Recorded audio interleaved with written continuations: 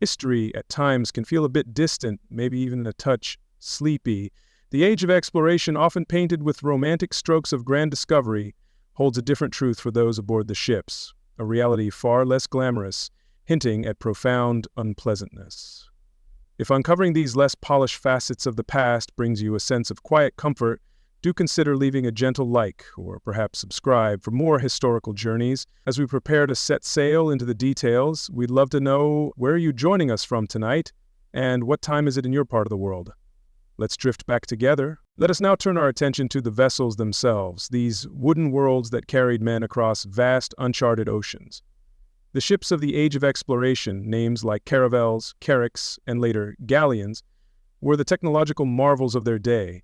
Constructed primarily of timber, these were not sleek, swift clippers of later centuries, but rather robust, often cumbersome floating fortresses and cargo haulers. Their very fabric, the creaking wood of their hulls and masts, was a constant reminder of their connection to the land they had left so far behind, yet also of their fragility against the immense power of the sea. These ships were entirely dependent on the wind.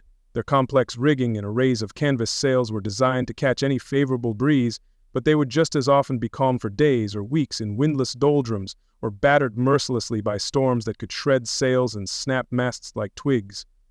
Navigation, while advancing, was still an imprecise art, relying on rudimentary instruments and the skill of the navigator to interpret the stars and currents. Each league's sail was a testament to both human ingenuity and a profound reliance on the whims of nature, a slow, ponderous journey into the vast unknown.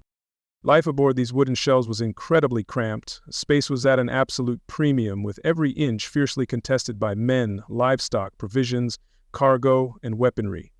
Sailors often had no designated sleeping quarters, finding rest wherever they could, perhaps on a coiled rope, a spare piece of sailcloth, or huddled together on the hard wooden decks, exposed to the elements. Privacy was an unheard-of luxury. The constant presence of others, the smells, the sounds, the sheer lack of personal space defined their daily existence within these floating, confined communities. And these voyages were not mere coastal hops, they were epic undertakings, stretching for months, sometimes years without sight of land. Imagine the psychological toll, week after week, month after month, seeing nothing but the endless expanse of water, the same wooden planks beneath your feet, the same faces around you. The horizon offered no solace, only more ocean. The uncertainty of when or even if they would reach their destination or ever see home again must have been a heavy burden, a quiet, gnawing anxiety that settled deep within the bones of every man aboard. This prolonged isolation transformed the ship into their entire world. It was their home, their workplace, their prison. Within its wooden confines, a unique and often harsh society developed, with its own rules, hierarchies, and methods of survival. The vastness of the ocean surrounding them only amplified the intensity of life within. Every creak of the timbers, every shift in the wind, every interaction with a fellow sailor became magnified in this isolated, self-contained universe, adrift for seemingly endless stretches of time. The men who crewed these ships were a motley collection, drawn from various strata of society, though predominantly from its lower rungs. Many were desperate volunteers, men fleeing poverty, famine, or lives of quiet desperation ashore.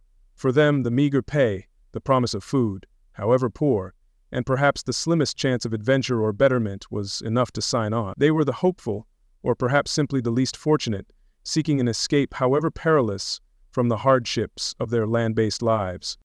Others were not volunteers at all. The dreaded press gangs were a common feature in port towns, snatching unwilling men from taverns, streets, or even their own homes to fill the ever-hungry quotas for ship crews. These pressed men, along with petty criminals sometimes offered a voyage as an alternative to prison, brought an undercurrent of resentment and unhappiness. Their presence underscored the harsh reality that many sailors were, in essence, captives, bound to the ship against their will, their dreams and desires often ignored in the relentless pursuit of maritime ambitions. Finally, amongst this varied assembly were the seasoned veterans, the old salts. These were men who had, against the odds, survived previous voyages. They understood the rhythms of the sea, the dangers of the work, and the harsh discipline of shipboard life. For them, the ship was perhaps less a terrifying unknown and more a familiar, if unforgiving, master. They provided a core of expertise, but even for these experienced hands, each new voyage was a gamble. This diverse mix of reluctant participants, desperate souls, and hardened mariners formed a complex human ecosystem of the sailing ship, their collective fate tied to the resilience of their wooden vessel. Let us now venture into the spaces where these sailors lived, if such a term can be generously applied. The concept of living quarters, for the common seaman during the age of exploration, was a far cry from any notion of comfort or privacy. It was, more accurately, an existence squeezed into the leftover spaces of a working vessel, a shared endurance rather than a place of rest and recuperation. Every inch of the ship was primarily dedicated to its operation, its cargo, or its armament, leaving precious little for the men themselves. Personal space was an almost unimaginable luxury. Sailors were packed into the forecastle or below decks in conditions that we would find intolerably crowded. They lived cheek by jowl, a constant press of humanity where solitude was impossible. The simple act of stretching out one's limbs without encroaching on another's domain was a daily challenge. This constant proximity to others, day and night in fair weather and foul, shaped the social dynamics and the psychological state of everyone on board, a relentless sharing of an already meager existence. When it came to sleep, arrangements were rudimentary at best. Hammocks, a brilliant innovation borrowed from the indigenous peoples of the Americas, became increasingly common. These lengths of canvas, slung from beams, offered a degree of separation from the wet and vermin-infested decks. However, even these were tightly packed, swaying in unison with the ship's motion. In earlier times, or on ships not yet adopting hammocks, sailors might have shared rough, tiered bunks or simply found a spot on the deck itself, nestled amongst coils of rope or cargo. Indeed, for many, a dedicated sleeping spot was not guaranteed. Some would sleep wherever they could find a sliver of space, perhaps atop a barrel, against a cannon, or on the hard, unyielding planks of the deck, exposed to the night air and the tramp of feet from the changing watches. Sleep was a precious, often interrupted commodity, snatched in brief, uncomfortable interludes between the relentless demands of duty, a fleeting escape in a world that was always in motion, always demanding. The constant, unpredictable motion of the ship itself was an ever-present factor. The rolling, pitching, and yawing of the vessel in anything but the calmest seas meant that, even in their brief moments of rest, sailors were continually being rocked, sometimes gently, often violently. This ceaseless movement could make sleep difficult, contribute to seasickness, and ensure that one rarely felt truly settled or at ease, even in the supposed sanctuary of their sleeping space. A pervasive, inescapable dampness was another hallmark of life aboard these wooden vessels. Sea spray constantly washed over the decks in rough weather, finding its way below through any crack or ill-fitting hatch. Rain, too, would penetrate the ship, driven by winds that seemed to seek out every weakness in the structure. The very air at sea is laden with moisture, ensuring that a feeling of clammy coldness was a frequent companion, seeping into everything. The ships themselves were often leaky. Wooden hulls constantly working and straining against the force of the waves would inevitably allow water to seep in. Decks, caulked with pitch and oakum, would degrade over time, creating further pathways for moisture. This ingressed water, combined with internal condensation, meant that dryness was a fleeting, almost forgotten sensation for those living in the lower sections of the ship, a constant battle against the encroaching sea. Ventilation, particularly below deck, was extraordinarily poor. The need for structural integrity and protection from the elements meant that openings were few and small. Airflow was minimal, leading to a stagnant, heavy atmosphere thick with humidity. This lack of fresh air exacerbated the feeling of dampness, creating an environment where mold and mildew could thrive, clinging to wooden surfaces, clothes, and bedding, adding another layer of discomfort to the sailors' lives. This persistent dampness had tangible consequences. Bedding, if a sailor was fortunate enough to have any beyond their own clothes, was perpetually clammy. Garments rarely, if ever, dried completely, clinging uncomfortably to the skin and chilling the body, especially in colder climes. The wood of the ship itself would become saturated, contributing to the overall humidity and the characteristic odor of a vessel long at sea. It was a dampness that got into the bones. As one descended into the lower decks, away from the open air and the sky, darkness became an overwhelming presence. The world below was a realm of shadows and gloom, the intricate workings of the ship hidden in near-perpetual twilight. Daylight struggled to penetrate the depths of the hull, and even on the brightest days, the spaces where most men ate and slept were often shrouded in a dim, uncertain light, making simple tasks a challenge. The primary sources of illumination below deck were few and feeble. Tallow candles or smoky oil lanterns, often horn-covered to protect the flame, cast a flickering, inadequate light. These were used sparingly, as much for safety reasons as for economy. The dim glow did little to dispel the oppressive darkness, creating an environment where men moved like phantoms and the imagination could easily populate the unlit corners with unknown fears. And always there was the profound risk of fire. An open flame on a wooden ship laden with tarred ropes, canvas sails, and barrels of pitch was a constant, terrifying hazard. Strict rules governed the use of lanterns and candles, but accidents were inevitable. A dropped lantern, an errant spark, could swiftly lead to a conflagration that could consume the entire vessel, leaving the crew with no escape but the unforgiving sea. This underlying fear added another layer of tension to the dim, flickering world below. Perhaps the most overwhelming sensory experience for anyone stepping aboard one of these vessels, particularly below deck, was the smell. It was an incredibly complex and deeply unpleasant assault on the olfactory system, a miasma born from the unique conditions of life at sea. This was not the clean, salty tang of the open ocean, but something far more potent and pervasive, an aroma that clung to everything and everyone. A significant component of this shipboard perfume was the smell of unwashed humanity. With fresh water strictly rationed and primarily for drinking, personal hygiene was rudimentary at best. Hundreds of men, toiling in close quarters, sweating through their work in all weathers, generated a powerful odor of stale perspiration and unlaundered clothing. This human scent, multiplied manifold, was a foundational note in the ship's olfactory signature. Then there was the bilge. In the lowest part of the ship's hull, the bilge water collected a foul soup of seawater that had seeped through the planks, mixed with refuse, spilled food, human waste, and anything else that found its way down. The stench from the bilge, a putrid, sulfurous aroma, would permeate the entire vessel, rising up through the decks, a constant reminder of the decay and filth festering in the ship's bowels. Animals, too, played their part in this symphony of smells. Livestock, such as chickens, pigs, and sometimes goats or cattle, were often carried on longer voyages to provide fresh meat for the officers, and later perhaps the crew. Their waste and the general smell of live animals confined in unnatural conditions added another layer to the already thick atmosphere. And of course, there were the rats and other vermin, contributing their own subtle, musty notes. Finally, the odors of food, both fresh and decaying, mingled with the rest. The smell of salt fish or beef, the hardtack biscuits, the often stale water, and inevitably, the scent of provisions beginning to spoil in the damp, warm holds, all contributed to the environment. This potent combination of stale air, human sweat, bilge gases, animal waste, and rotting food created an atmosphere that was not merely unpleasant, but a constant, unavoidable feature of a sailor's life from which there was no escape. The ship was its own sealed, fragrant world. Now, let us turn our attention to a matter of daily survival and, more often than not, daily disappointment. The food and drink available to a sailor during the age of exploration. Sustaining a large crew for months or even years on a wooden ship with no means of refrigeration presented immense challenges. The primary concern for those provisioning the voyages was not flavor nor nutrition as we understand it, but simple preservation. Food had to last, and the methods to ensure this often rendered it nearly inedible. The absolute cornerstone of the sailor's diet was a baked creation known by many names: ship's biscuit, sea bread, pilot bread, or most famously hardtack. This was a simple, unleavened biscuit made from flour, water, and sometimes a little salt, baked multiple times until it achieved a rock-hard consistency. Its density and dryness were intentional, designed to resist spoilage in the damp sea air for as long as possible, a utilitarian foodstuff in its purest form. Even when relatively fresh, hardtack was, as its name suggests, incredibly hard.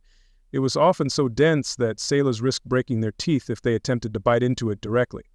The common practice was to soak it in whatever liquid was available, water, beer, coffee, or soup, to soften it enough to be chewed and swallowed.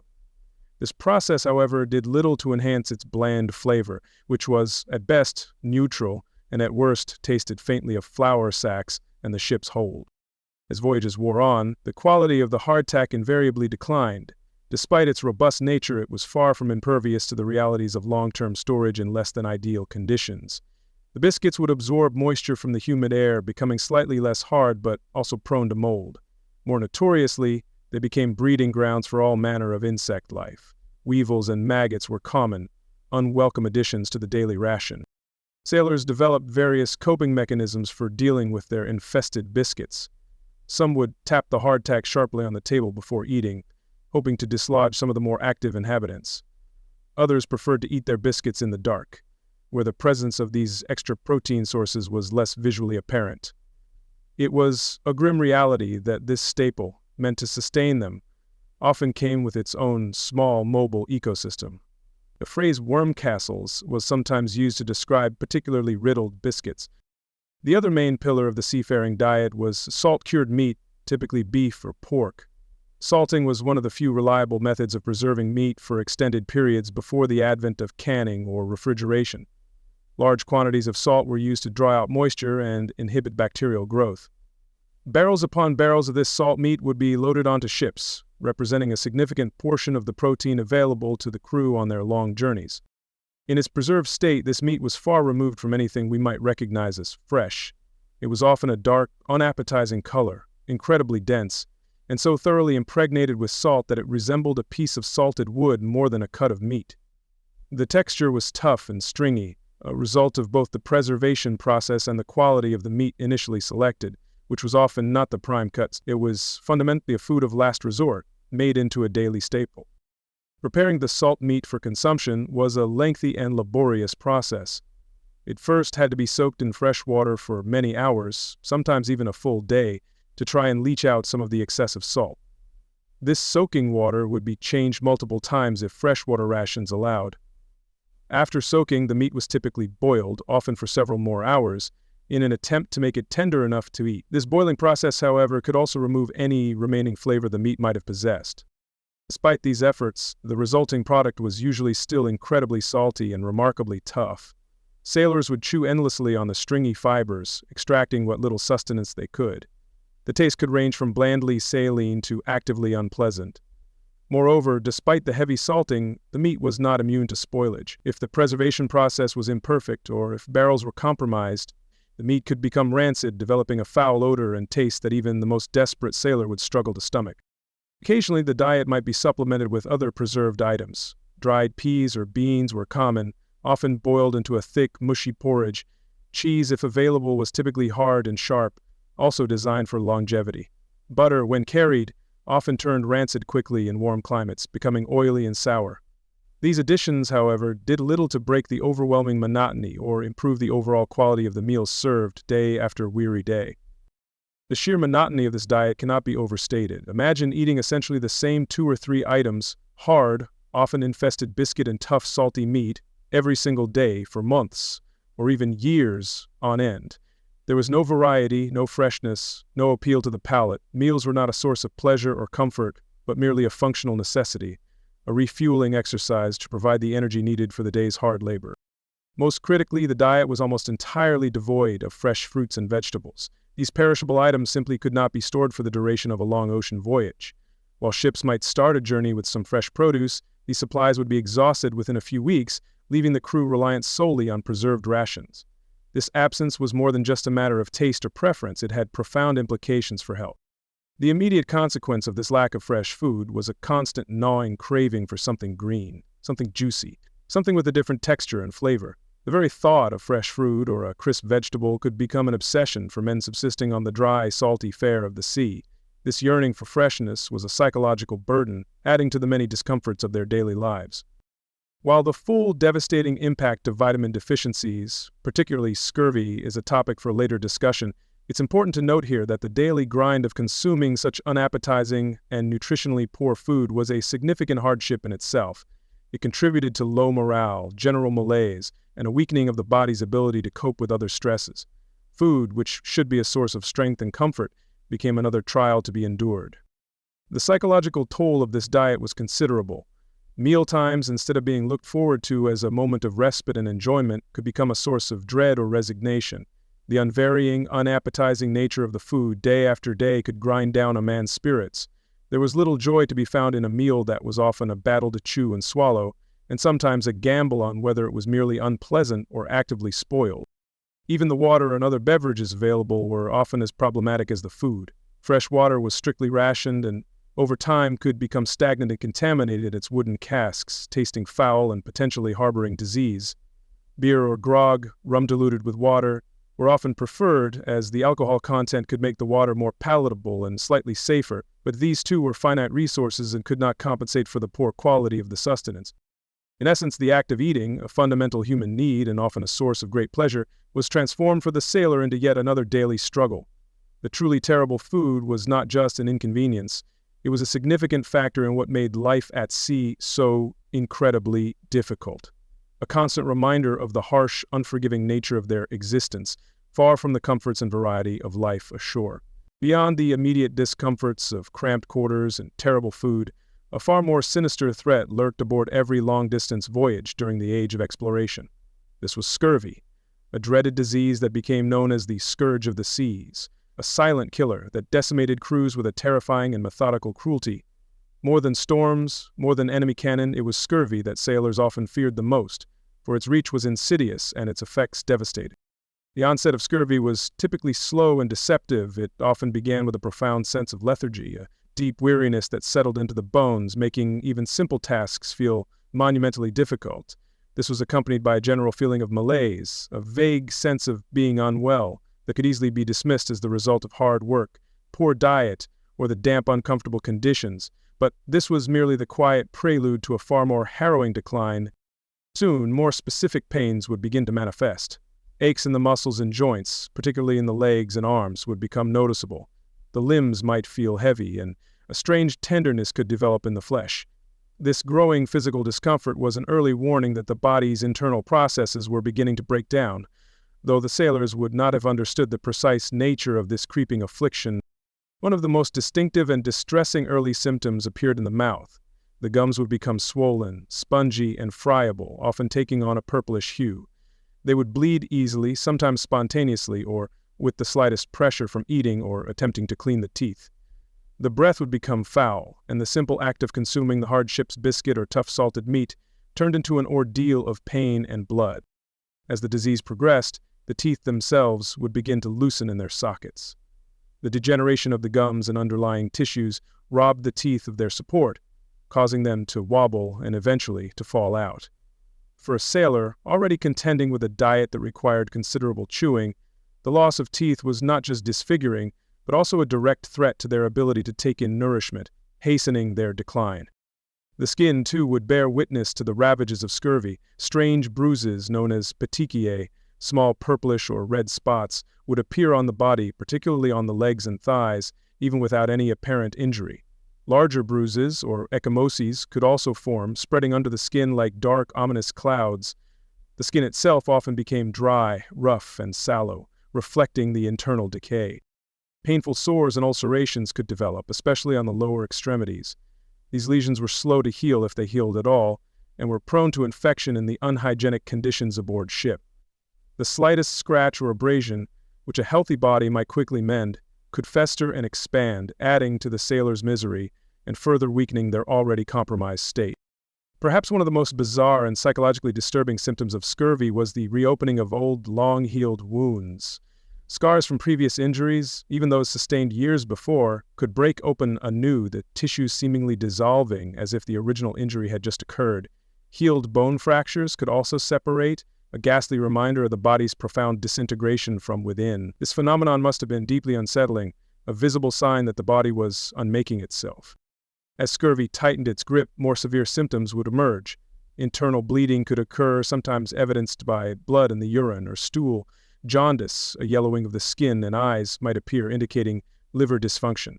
Some sufferers experienced bouts of fever, while others felt a bone-deep chill. The body's systems were failing, one by one, under the relentless assault of this mysterious ailment. The profound weakness experienced in the early stages would intensify, leading to an almost complete inability to move. Sailors in the advanced stages of scurvy were often confined to their hammocks or pallets, too feeble to stand or perform even the simplest of tasks. Their muscles would waste away, and they would become increasingly helpless, reliant on the mercy of their shipmates for any care. For centuries, the true cause of scurvy remained an enigma. The theories abounded, blaming everything from damp sea air and salt water to contagion, laziness, or an imbalance of bodily humors. Without understanding that it was caused by a deficiency of vitamin C, found in fresh fruits and vegetables, any attempts at prevention or cure were essentially shots in the dark, stabs at an unseen enemy. This lack of understanding led to a plethora of ineffective and sometimes frankly bizarre remedies. Elixir of vitriol, sulfuric acid diluted with alcohol and aromatics, portable soup, a dehydrated meat broth, and wort of malt, an infusion of malted barley, were all tried with varying degrees of misplaced confidence. Some physicians advocated bloodletting or purging, treatments that likely weakened the afflicted sailors further. None addressed the underlying nutritional deficiency. The repeated failure of these supposed remedies only added to the suffering. Each new voyage might carry a different preventative or cure, often promoted with great certainty, only for the crew to watch in despair as scurvy inevitably set in once fresh provisions ran out. The cycle of hope and disappointment made the psychological burden of the disease even heavier to bear. For the individual sailor, contracting scurvy meant a slow, agonizing decline, often in full awareness of what was happening. They would feel their strength ebbing, their body betraying them in increasingly gruesome ways. The pain, the disfigurement, and the utter helplessness created a profound sense of despair, a lonely journey towards an almost certain unpleasant end. The psychological toll extended to the entire crew. Watching shipmates, friends, and messmates slowly succumb to this dreadful disease was a horrifying experience. The shared knowledge that anyone could be next, that this silent killer was stalking the decks, created an undercurrent of fear and anxiety that permeated the ship's atmosphere, even during periods of relative calm or successful sailing. On long voyages, particularly those extending beyond a few months without resupply of fresh food, the appearance of scurvy was not a matter of if, but when. It was an anticipated horror, a grim passenger that sailed with every deep-sea expedition. This sense of inevitability, the quiet dread of waiting for the first signs to appear, cast a long shadow over the lives of all on board. The sheer scale of mortality attributable to scurvy throughout the age of exploration is staggering. It is estimated that scurvy claimed more lives at sea than all other causes combined, including naval battles, shipwrecks, and other diseases. Entire expeditions were crippled or wiped out by its effects. Ships discovered adrift with crews too weakened to sail, or populated only by the dead and dying. Scurvy was indeed the silent killer of the seas, a relentless consequence of mankind's ambition to explore and trade across vast oceans without a full understanding of the body's needs. It would take centuries of observation, trial, and error before the simple, effective prevention, citrus fruits and fresh vegetables, became widely adopted, finally lifting this terrible curse from those who sailed the deep. Until then, it remained a dark, ever-present chapter in the story of life at sea. Beyond the trials of inedible food and the specter of diseases like scurvy, another fundamental element of survival presented its own set of quiet miseries for the sailor: the water. Securing and maintaining a supply of fresh, drinkable water on voyages that could last for many months, even years, was a constant and often frustrating challenge. This most basic necessity of life could, and frequently did, become yet another source of discomfort and danger. The primary method for storing fresh water aboard these wooden ships was in barrels or casks. These were typically made of oak, and while sturdy, they were far from ideal containers for long-term water storage. The wood itself could influence the taste of the water, sometimes imparting a tannic or woody flavor. More significantly, the barrels were difficult to clean perfectly and were often reused voyage after voyage, creating opportunities for contamination. As weeks turned into months at sea, the water stored within these casks would inevitably begin to deteriorate. The clear, fresh liquid drawn from a spring or river before departure would gradually become stale and flat. This was just the beginning of its transformation.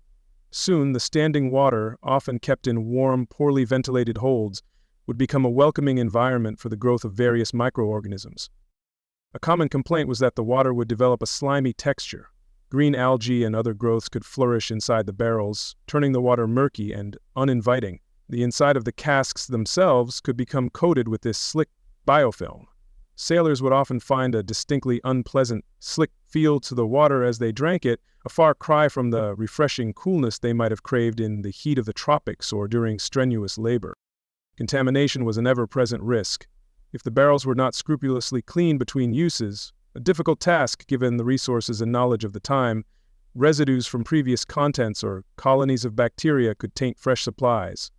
Furthermore, the water taken on at various ports of call might itself be of dubious quality, drawn from sources that were not as pure as one might hope, introducing new contaminants into the ship's precious store. Consequently, the daily water ration, which was often strictly limited to conserve supplies, could become a vector for disease. Dysentery, often referred to as the bloody flux, was a common and debilitating illness on board, frequently spread through contaminated water. Other gastrointestinal ailments could also be traced back to the foul liquid doled out each day. Drinking water, a simple act of survival, became a gamble with one's health. To counteract the poor quality of the water, and also because it was believed to be more fortifying, ships often carried large quantities of beer or wine. In the early stages of a voyage, these alcoholic beverages were generally safer to drink than water that had already begun to turn. The alcohol content helped to inhibit some bacterial growth, and they were certainly more palatable than slimy, stale water. However, these were not perfect solutions. Like the water, beer and wine also had a limited lifespan on a rolling ship. Beer, especially the weaker small beer provided to crews, could turn sour and undrinkable relatively quickly. Wine, exposed to air and temperature fluctuations in the barrels, could likewise spoil, turning to vinegar. Furthermore, these supplies were finite, and as the voyage progressed and casks were emptied, the crew would be forced to rely more heavily on the deteriorating water stock. Later in the Age of Exploration, particularly in the British Royal Navy, grog became a standard issue. This was a mixture of rum and water, sometimes with a little lime or lemon juice if available, a practice that unknowingly helped combat scurvy. The addition of rum served multiple purposes. It helped to mask the foul taste of the aging water, the alcohol had some preservative effect, and diluting the rum ration helped to manage drunkenness among the crew. Yet the base of it was still the often unpleasant ship's water.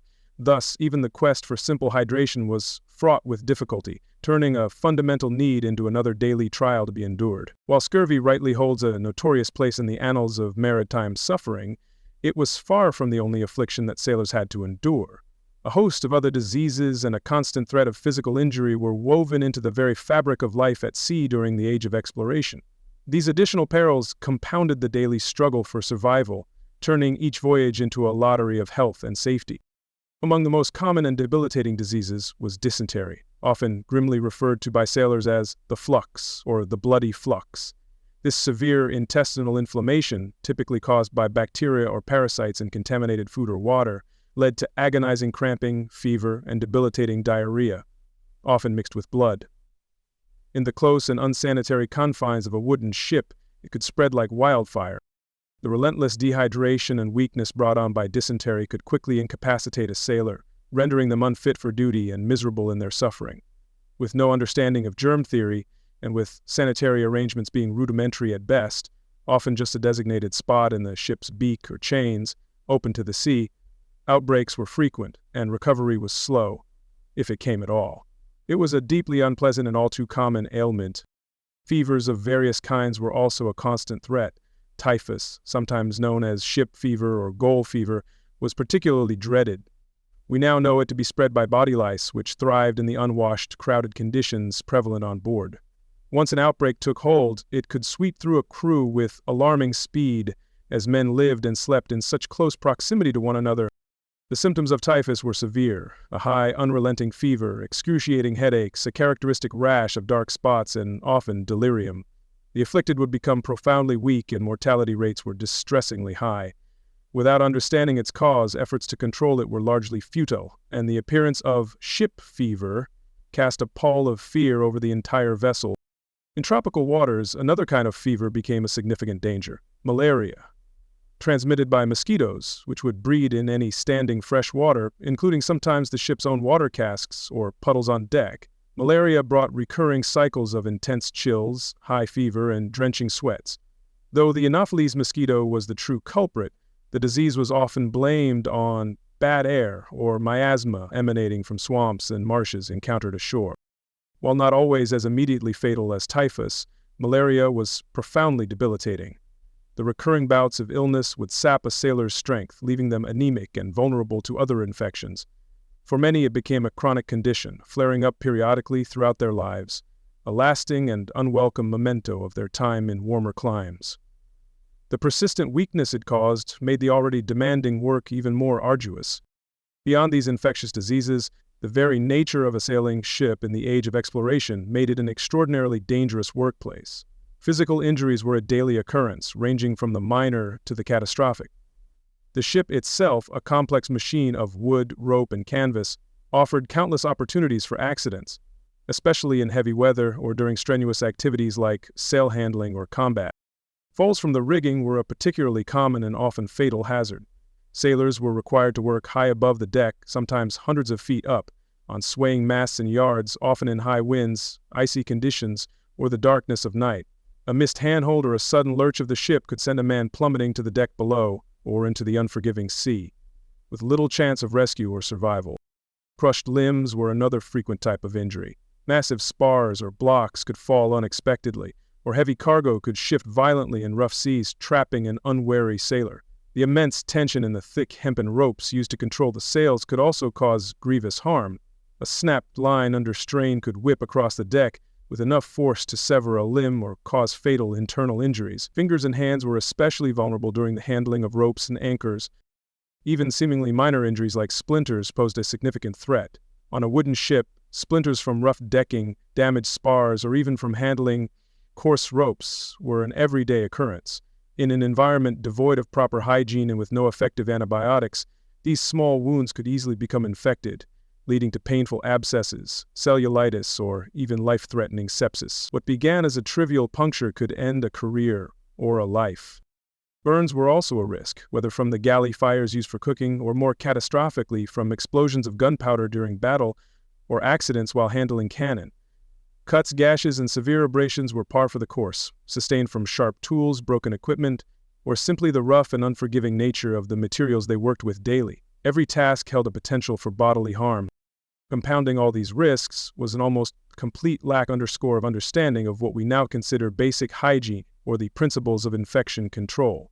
The concept of germs causing disease was centuries away. Personal cleanliness was difficult to maintain, with fresh water severely rationed, and the general sanitary conditions aboard ship were, by modern standards, appalling. This environment allowed infections to flourish. Medical knowledge of the era was rudimentary, still largely based on ancient theories of humors and miasmas, rather than scientific observation. Illness was often attributed to imbalances in the body or foul airs, and treatments were aimed at restoring these supposed balances through methods like bloodletting, purging, or administering concoctions of herbs and chemicals that often did more harm than good. If a ship was fortunate enough to carry a surgeon, his training and capabilities were usually very limited. In many navies, surgeons were initially ranked with craftsmen like carpenters. Some had formal apprenticeships, but many learned their trade through brutal experience, often in military campaigns. Their understanding of anatomy might be basic, and their knowledge of physiology or disease processes was minimal. The ship surgeon's toolkit was a fearsome collection of saws for amputation, knives of various sizes for incisions, cauterizing irons to sear wounds and stop bleeding, and rudimentary extractors for bullets or splinters. These instruments were rarely sterilized effectively, if at all, often being merely wiped clean between uses, inadvertently spreading infection from one patient to the next. For severe injuries, particularly to limbs, amputation was often the only treatment a surgeon could offer to prevent death from gangrene or uncontrolled bleeding. This brutal procedure was performed without anesthesia, the patient having to be forcibly restrained or given alcohol to dull the senses if conscious. The shock, blood loss, and subsequent infection meant that survival rates after amputation were tragically low. The absence of anesthetics meant that any surgical intervention, from setting a broken bone to suturing a deep wound or amputating a limb, was an experience of unimaginable agony for the sailor. Antiseptics to prevent infection were also unknown, so even if a patient survived the immediate trauma of surgery, they often succumbed to subsequent infection in the days or weeks that followed. Thus, beyond the ever-present threat of scurvy, the daily life of a sailor was shadowed by the risk of numerous other debilitating diseases and horrific injuries. Coupled with the profound lack of effective medical care and a near-total absence of understanding regarding hygiene and infection, it's clear that the physical well-being of a seaman was perpetually in jeopardy, adding another layer of quiet dread to their arduous existence. In the confined and often volatile environment of a wooden sailing ship, far from the reach of conventional law enforcement, maintaining order was paramount. The safety of the vessel and the success of the voyage depended on every man knowing his place and performing his duties without question. This necessity gave rise to a strict hierarchy and a system of discipline that by modern standards appears exceptionally harsh, yet was considered essential for survival and control. At the very top of this rigid structure was the ship's captain. His authority was near absolute, a power vested in him by tradition, maritime law, and the sheer practicality of needing a single decisive leader in such an isolated community. On his own deck, the captain was akin to a monarch, his commands expected to be obeyed instantly and without dissent. His temperament could greatly influence the atmosphere of the entire ship. Supporting the captain was a team of officers, mates, lieutenants in naval vessels, and perhaps midshipmen learning their craft. These men were responsible for the day-to-day running of the ship, navigation, sail handling, and overseeing the work of the ordinary seaman. Below them were the petty officers, like the boatswain and his mates, who acted as foremen, directly supervising the crew and often tasked with administration. The rules governing conduct aboard were often laid out in what were known as the Articles of War in naval ships, or ship's articles on merchant vessels. These regulations detailed the duties of the crew and the penalties for various offenses, ranging from minor neglect to serious crimes like mutiny or desertion. Sometimes these articles would be read aloud to the assembled crew, ensuring that none could claim ignorance of the law of the ship. The primary purpose of this stringent discipline was to ensure the smooth and efficient operation of the vessel, which was a complex and dangerous machine. It was also intended to deter any behavior that could jeopardize the safety of the ship or the authority of its officers. In a world where a moment of inattention or a refusal to obey an order could have catastrophic consequences, discipline was not seen as arbitrary, but as a vital necessity. For minor infractions, such as shirking duties, petty theft, or minor insubordination, punishments might involve extra work, such as additional watch duties or unpleasant cleaning tasks. A sharp verbal reprimand from an officer delivered publicly could also serve as a corrective measure, the shame of it often being a deterrent in itself within the close-knit community. Another common form of punishment for less severe offenses was the reduction of rations. Given the already meager and unappetizing nature of the food and water, being put on even shorter allowance was a significant hardship. It was a punishment that directly impacted a sailor's physical strength and comfort, a tangible reminder of the consequences of stepping out of line. For more serious misdemeanors, or for repeated minor offenses, a sailor might be put in irons. This involved being manacled, often to a part of the ship in a public or uncomfortable location, sometimes for days on end. Confinement in a dark, cramped space, perhaps the brig if the ship had one, was another option. This not only restricted the individual, but also served as a visible warning to others. However, the most common and perhaps most feared method of enforcing discipline for significant breaches was corporal punishment, primarily flogging.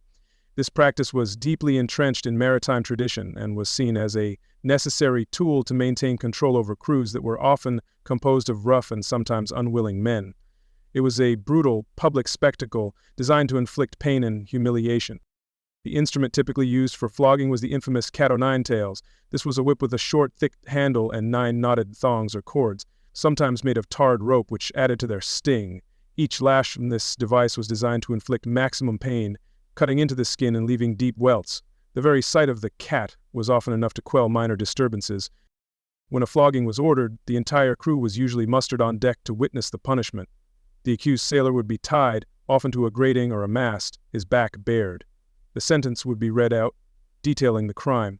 Then the boatswain's mate or another designated crew member would administer the prescribed number of lashes, sometimes counted aloud by the assembled company.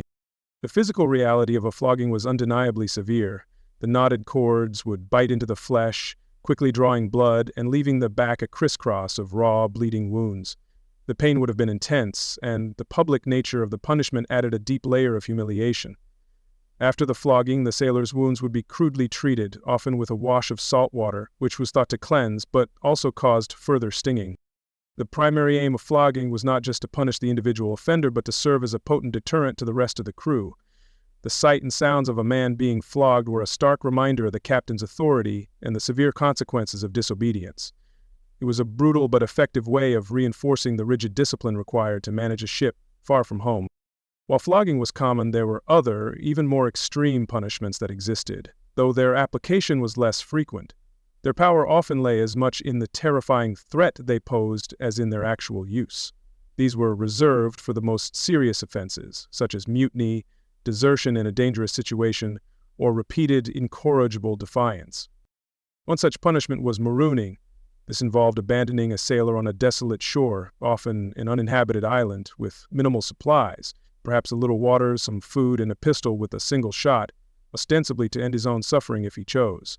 It was, in effect, a slow death sentence, leaving the man to the mercy of the elements, starvation, or despair. The psychological terror of such complete isolation was immense. An even more brutal, though rarer, punishment was keel hauling. This horrific practice involved tying a rope around the condemned sailor, who was then thrown overboard on one side of the ship. He would be dragged under the keel, the very bottom of the ship, often covered in sharp barnacles, and then hauled up on the other side. If the sailor didn't drown, the lacerations from the barnacles and the shock often proved fatal. It was considered an extreme measure even by the standards of the day. The ever-present threat of these various punishments, from the routine sting of the cat-o'-nine-tails to the terrifying prospect of being marooned or keel-hauled, played a significant role in maintaining obedience. Sailors knew that any act of defiance could be met with swift and severe retribution, ensuring compliance even when conditions were at their most wretched or orders seemed unreasonable. It must also be said that the application of justice could sometimes be arbitrary, heavily dependent on the character and temperament of the captain or his officers.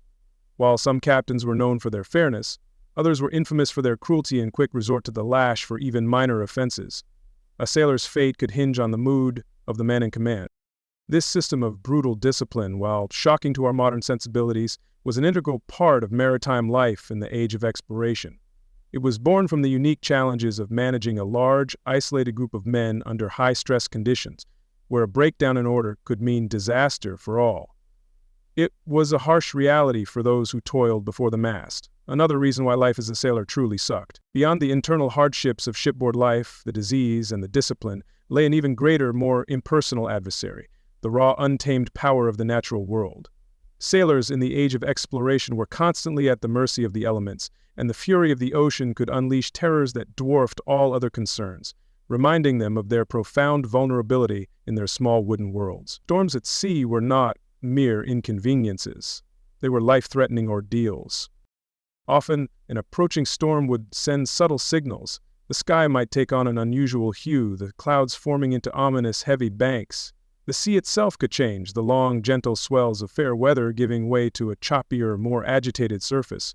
The wind, the lifeblood of their voyage, might shift erratically or die away completely into an unnerving calm, a deceptive quiet before the onslaught. Experienced sailors learned to read these signs with a mixture of resignation and apprehension. Then, the storm would begin its assault. The wind would rise, initially as a freshening breeze, but soon escalating into a howl, then a deafening roar. Sails, if not furled in time, would be subjected to immense pressure.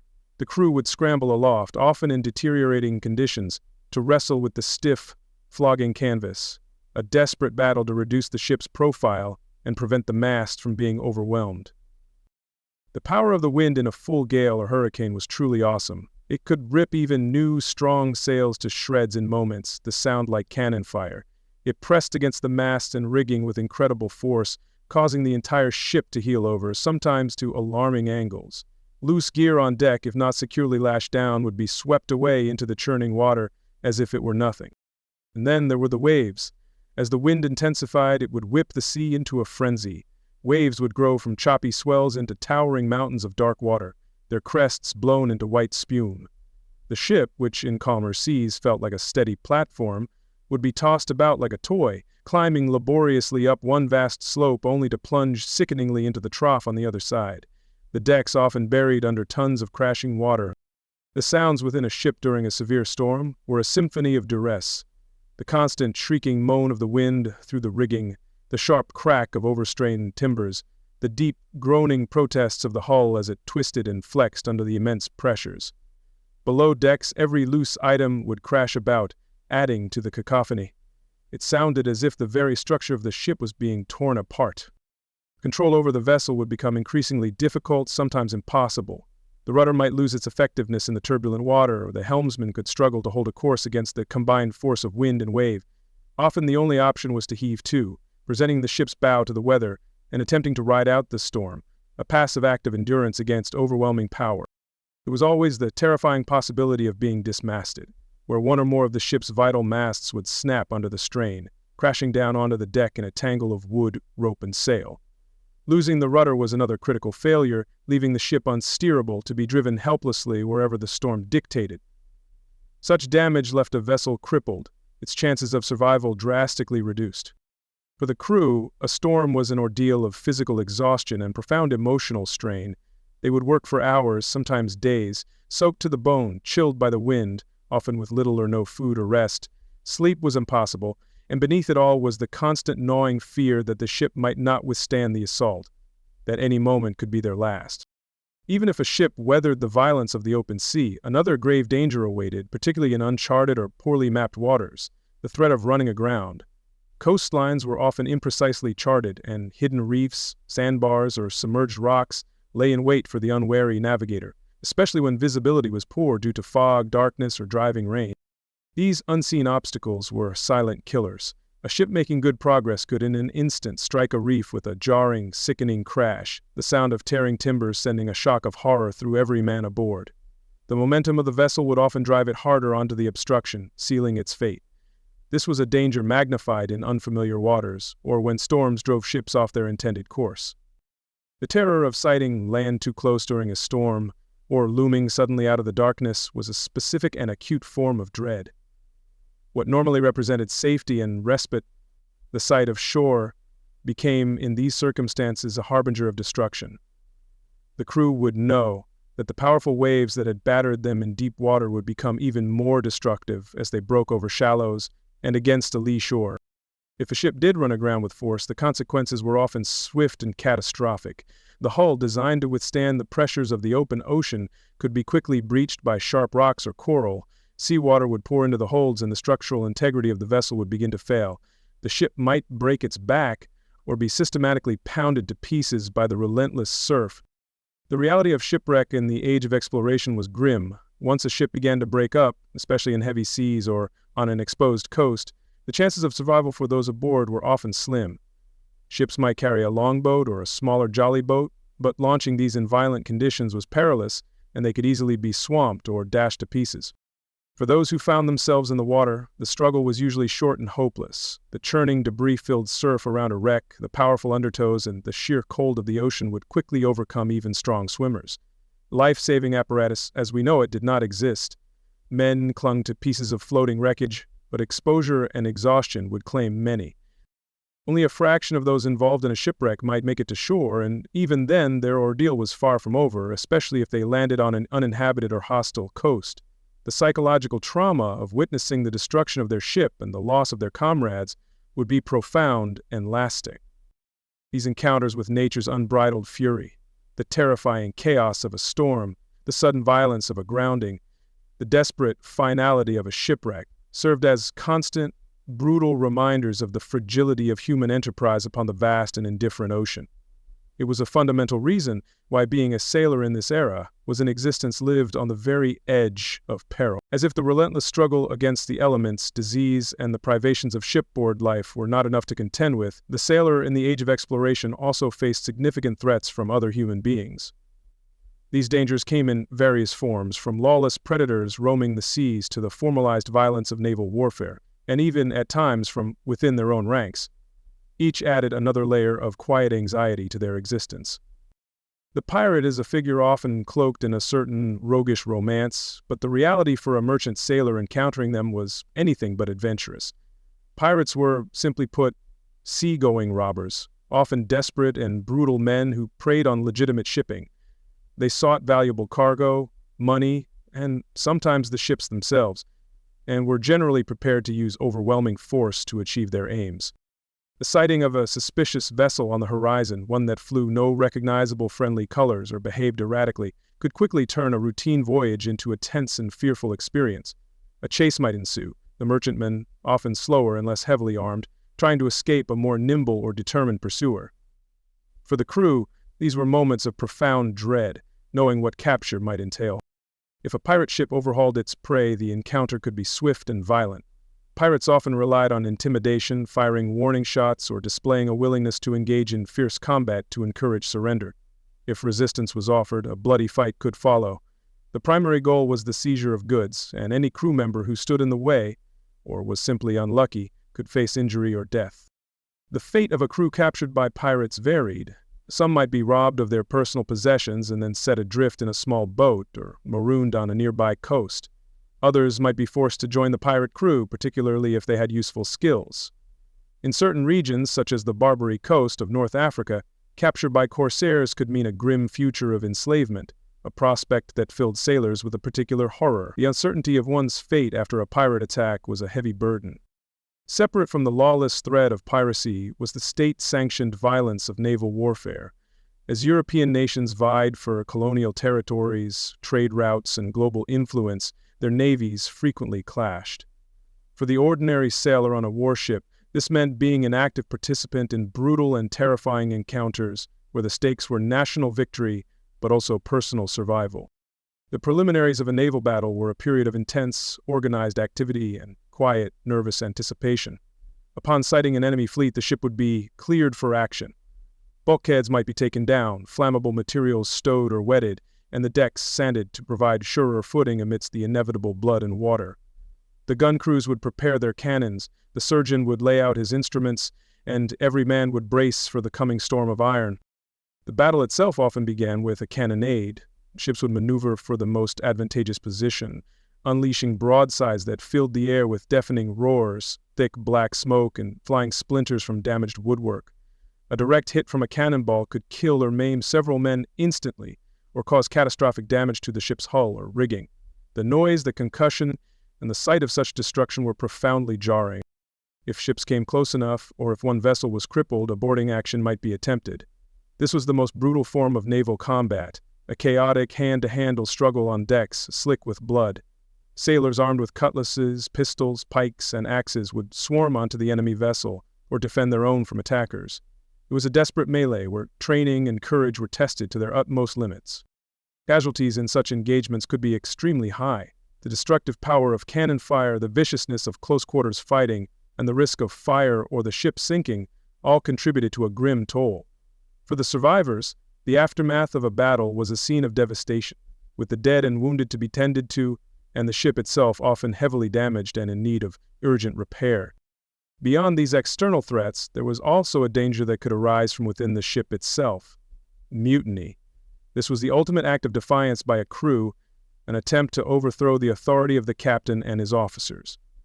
Mutinies were rare as the consequences were so severe, but they were a constant if unspoken fear for those in command, and a desperate last resort for a suffering crew. The causes of mutiny were almost always rooted in extreme hardship and perceived injustice.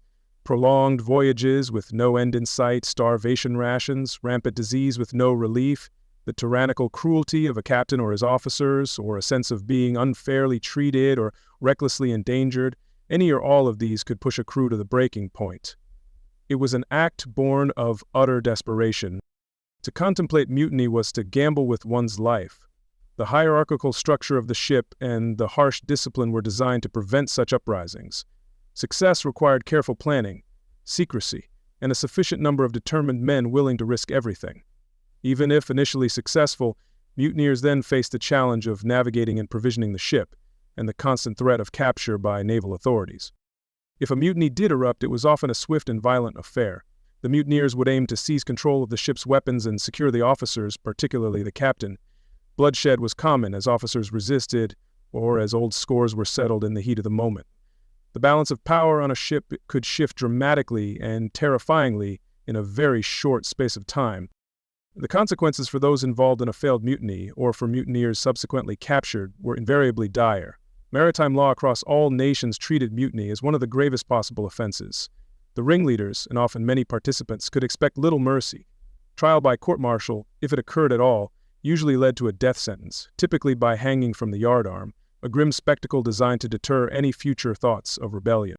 The ever-present possibility of these human direct threats, the sudden violence of a pirate attack, the thunderous chaos of a naval battle, or the desperate internal rupture of a mutiny, added yet another layer of tension and uncertainty to the already difficult life of a sailor. It meant that danger could come not just from the sea or the sky, but from the actions and decisions of other men, friendly or hostile. This constant undercurrent of potential conflict further underscored why their existence was so fraught with peril. Beyond the more dramatic perils of storms, disease, and conflict, there existed a quieter yet equally pervasive hardship that defined the life of a sailor, the profound and mind-numbing monotony coupled with a deep, enduring isolation. These were the unseen currents that wore away at the spirit, day after weary day, on voyages that could stretch into seeming infinity. This slow grind of sameness was a trial all its own. Imagine the visual landscape of a long ocean passage.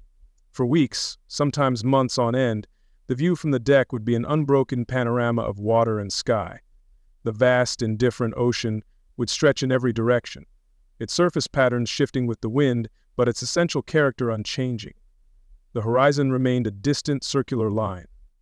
the only boundary to their seemingly empty world. This immense emptiness could be both awe-inspiring and deeply unsettling. The ship, a tiny speck of wood and canvas, felt utterly alone in the face of such vastness. Days would bleed into one another, marked only by the subtle shifts in weather or the position of the sun and stars, each sunrise revealing the same endless expanse that had greeted the sunset before. Life aboard was governed by a strict and repetitive rhythm, primarily dictated by the system of watches. The crew was typically divided into 2 watches, starboard and port, which would alternate periods of duty and rest, often 4 hours on and 4 hours off, around the clock. This relentless cycle structured their days and nights, ensuring the ship was always manned, but also contributing to the sense of unending routine. During a watch, the tasks, while crucial, were often repetitive. Helmsmen would grip the wheel or tiller, their eyes fixed on the compass and the set of the sails, making constant small adjustments. Lookouts would scan the horizon for land, other ships, or dangers, a vigil that demanded attention but could be incredibly monotonous when nothing appeared for days on end. Others might be tasked with trimming sails or checking rigging. Beyond the demands of the watch, other chores filled the sailors' time, many of them equally repetitive. Decks had to be scrubbed, often with sandstone blocks known as holostones, a back-breaking and tedious job. Sails constantly needed mending, torn by wind or chafed by rigging. Ropes were inspected and tarred to protect them from the elements. It was a cycle of maintenance and upkeep that never truly ended. The soundscape of the ship, too, could contribute to this sense of monotony. The constant creak and groan of the ship's timbers as they flexed with the motion of the sea, the rhythmic slap of waves against the hull, the sigh or whistle of the wind in the rigging. These sounds became the unchanging soundtrack to their lives, a backdrop so constant it might fade into unnoticed, yet ever-present, white noise. There was little in the way of novelty or external stimulation. Weeks could pass without sighting another vessel or even a distant smudge of land. The world shrank to the dimensions of their wooden vessel, its routines, its smells, its familiar yet confining boundaries. The arrival of a bird, a school of dolphins, or a change in the weather became significant events, briefly puncturing the otherwise uniform fabric of their days. This physical monotony was deeply intertwined with a profound sense of isolation. Once a ship left port and sailed beyond the horizon, it was, for all practical purposes, cut off from the rest of humanity. There were no means of communication with the shore, no way to send or receive news, for the entire duration of the outward journey, which could last many months or even years. Imagine the weight of that silence, the complete absence of letters from home, of news from loved ones. Family life continued, children grew, parents aged, and significant events unfolded in their home communities, all unknown to the sailor far out at sea. They existed in a kind of temporal bubble, suspended between the world they had left and a destination they might not reach for a very long time. This lack of contact inevitably bred a gnawing uncertainty. Sailors would wonder about the health and well-being of their families, about the state of their farms or businesses, about all the small and large dramas of life playing out in their absence. This constant unanswered questioning could become a source of quiet torment, a homesickness that settled deep in the soul. There was also the subtle fear of being forgotten, or of the world changing so much in their absence that they might no longer fit into it upon their return, if they returned at all.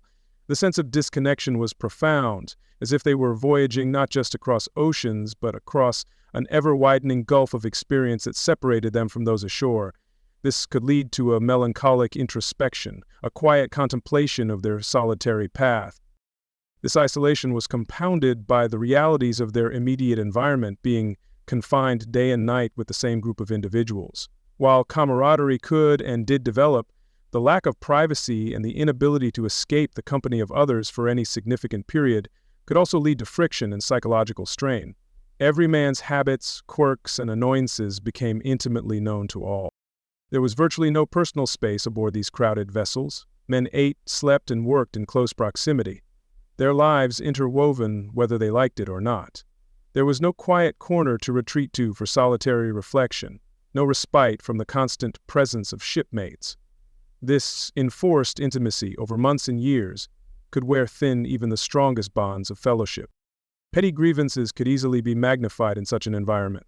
Annoying habits, perceived slights, or differences in temperament could fester, leading to simmering resentments or outright arguments. The same faces, the same stories, the same limited topics of conversation day after day could contribute to a sense of staleness and irritability within the confined community. The ship, their only refuge from the sea, could thus also feel like a floating prison. There was no escape from the routine, no escape from the company, no escape from the endless horizon, until land was finally reached. This feeling of being trapped, both physically and psychologically, was a significant, if often unspoken, burden for many sailors. To cope with the monotony and isolation, sailors found small ways to pass the time when not on duty. Storytelling was a common pastime, with tales, true or embellished, being shared in the forecastle. Some might sing sea shanties or play rudimentary musical instruments if allowed. Others engaged in crafts like scrimshaw, or carving intricate designs on whale teeth or bone, or repairing their meager clothing. Gambling, though often forbidden, was another common diversion. Ultimately, the relentless monotony of the daily grind, the vast emptiness of the sea, the profound isolation from home and loved ones, and the inescapable confinement with the same companions all contributed to a significant psychological wear and tear. It was a slow, steady erosion of the spirit, a quiet battle against boredom and melancholy that was as much a part of a sailor's hardship as any physical danger. Life aboard a sailing ship in the age of exploration was, at its core, an exercise in continuous, unyielding labor. The vessel itself was a demanding entity, requiring constant attention and effort from every member of the crew, day and night, in fair weather and foul. There was no true cessation of work. The ship's needs were relentless, and the sea offered no holidays. This daily grind was a fundamental aspect of why a sailor's existence was so wearing.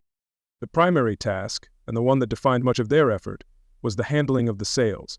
These great expanses of canvas were the ship's engines, and their management was a complex and physically demanding art. Sailors had to be ready at a moment's notice to set more sail to catch a freshening breeze, or to reduce sail rapidly when a squall threatened. This involved a constant dance with the wind and the weather. Specific sail-handling duties were numerous and arduous. Men would be sent aloft, climbing high into the rigging, often on swaying, slippery ratlines, to furl or unfurl the heavy canvas. Reefing sails, the process of reducing their area in strong winds, required leaning out over the yards, battling the flogging material, and tying in reef points with cold, numb fingers. These tasks demanded strength, agility, and a good head for heights. Beyond the sails themselves, the intricate network of ropes that controlled them, the running and standing rigging, required constant vigilance. Halyards, sheets, braces, and stays all needed to be inspected for chafe, kept clear for running, and adjusted to optimize the ship's performance or to secure the masts. Tarring the standing rigging to protect it from the elements was another sticky, messy, but essential job. Steering the ship was another critical and unceasing duty. Helmsmen, working in shifts, stood at the whipstaff or wheel, their attention fixed on the compass, the feel of the ship, and the orders of the officer of the watch. Maintaining a steady course, especially in heavy seas or difficult winds, required concentration and physical effort, as the sea constantly tried to push the vessel off its intended path. An equally relentless and far less glamorous task was pumping the bilge. Wooden ships, by their very nature, leaked. Water would inevitably seep through the hull planks, collecting in the lowest part of the ship, the bilge. This foul, stagnant water had to be regularly pumped out to prevent the ship from becoming waterlogged and unstable. The clank of the bilge pumps was a familiar and often disheartening sound. Cleaning the ship was another endless cycle of chores. Decks were scrubbed daily, often using holestones, blocks of sandstone, to keep them free of dirt and grime, and to provide better footing. The crew's own meager living spaces, though cramped and basic, also required some effort to keep them from becoming utterly squalid, a constant battle against the pervasive damp and accumulated filth. General maintenance occupied any remaining moments. Woodwork damaged by stress or weather needed repair. Canvas for sails or awnings was constantly being patched and stitched. Tools needed sharpening, metalwork needed polishing or protection from rust. The ship was a small, self-contained world, and its inhabitants were responsible for every aspect of its upkeep. A never-ending list of small but vital tasks. This unceasing labor was structured around the watch system. The crew was divided usually into two watches, the starboard and port watches, which would alternate periods of duty. A common pattern was 4 hours on watch, followed by 4 hours off, though variations existed. This meant that at any given time, day or night, half the crew was actively working the ship. The term off watch might suggest a period of rest and leisure, but this was often not the case. Sailors in their off-watch period might still be called upon for specific tasks, such as sail changes that required more hands, or they might use the time for essential personal chores like mending clothes or trying to eat. True, uninterrupted rest was a rare commodity. Sleep patterns were therefore constantly and profoundly disrupted. No sailor could expect a full night of undisturbed sleep for weeks or months on end. Their 4 hours off, even if entirely dedicated to rest, was often insufficient to recover fully from the preceding 4 hours of hard labor, leading to a cumulative state of fatigue. This was especially true in rough weather, when sleep was even harder to come by. Furthermore, the watch system could be instantly overridden by the call of all hands on deck. In emergencies, such as a sudden violent squall, the sighting of an enemy, or a man overboard, every available crew member, regardless of their watch status, would be summoned to deal with the crisis. These urgent calls, day or night, further eroded any chance of predictable rest, deepening the pervasive sleep deprivation. The cumulative effect of this relentless physical exertion and chronic lack of adequate rest was profound exhaustion. Sailors were often operating in a state of near-constant tiredness, their bodies pushed to the limits of endurance. This fatigue not only made the work harder, but also increased the risk of accidents and impaired judgment. This labor was performed in whatever conditions the sea and sky offered, under a blazing tropical sun that heated the decks until they were painful to touch, or in the biting cold of high latitudes where ropes stiffened with ice and hands grew numb. They worked through drenching rain, sleet, and snow, often soaked to the skin for hours on end, with little chance to dry off properly. The physical toll on their bodies was immense. Muscles ached constantly, hands became calloused and raw, backs were strained from heavy lifting and awkward postures. The continuous exposure to harsh weather and the poor diet also contributed to a general wearing down of the body, often leading to premature aging and a susceptibility to illness. This daily grind, the unending cycle of work and watches, formed the very bedrock of a sailor's life. It was a life of strenuous effort, inescapable routine, and persistent weariness, far removed from any romantic notions of adventure on the high seas. It was this constant, demanding labor that, as much as any other factor, made being a sailor in the age of exploration an incredibly tough existence. As if the cramped quarters, poor food, relentless work, and threat of disease were not enough to contend with, the sailors of the age of exploration shared their wooden world with a host of unwelcome and largely unavoidable companions. Vermin. These creatures, ranging from the visibly unsettling to the subtly invasive, added yet another layer of discomfort and unpleasantness to an already arduous life, a constant, quiet presence that could never truly be eradicated. Rats were perhaps the most notorious and universally detested of these shipboard pests. These hardy rodents would find their way aboard in every port, scurrying up mooring lines or stowing away within cargo. Once established, they bred prolifically, their populations often growing to alarming numbers within the labyrinthine confines of the ship's hull, bilges, and storerooms. They were a shadow society, thriving in the darkness. The presence of rats was made known through various unwelcome signs. Sailors would hear their scratching and rustling in the bulkheads and under the floorboards, especially at night. Occasionally they would be seen darting across a dark passageway or, more boldly, venturing into sleeping areas in search of scraps. Their droppings would contaminate surfaces and provisions, a constant unsanitary reminder of their hidden existence. Beyond being an unsettling presence, rats caused significant material damage. They possessed an insatiable appetite and formidable teeth, capable of gnawing through wooden barrels, sacks of grain, and crates of provisions, spoiling far more food than they actually consumed. They could damage ropes, sails, and even chew on the ship's timbers, contributing to the vessel's decay in small but persistent ways. Cockroaches were another ubiquitous pest, flourishing in the warm, damp, and dark conditions found below deck. These resilient insects could multiply with astonishing speed, their flat bodies allowing them to hide in the smallest cracks and crevices. At night, or when a lantern disturbed their hiding places, they might emerge in swarms, scuttling over every surface, a deeply unpleasant sight for any sailor. The sheer number of cockroaches could be overwhelming. They would find their way into bedding, clothing, and, most disturbingly, into the already meager food supplies. It was not uncommon for a sailor to find cockroaches in his biscuit, his soup, or his water cask. Their presence was a constant irritation, a crawling, rustling reminder of the less-than-sanitary conditions they were forced to endure. Other insects also made their home aboard these ships. Lice and fleas were common companions, passed easily from man to man in the crowded conditions, leading to constant itching and discomfort. Bedbugs could infest hammocks and sleeping quarters, making restful sleep even more elusive. Weevils, as previously mentioned, were a familiar sight in the hardtack.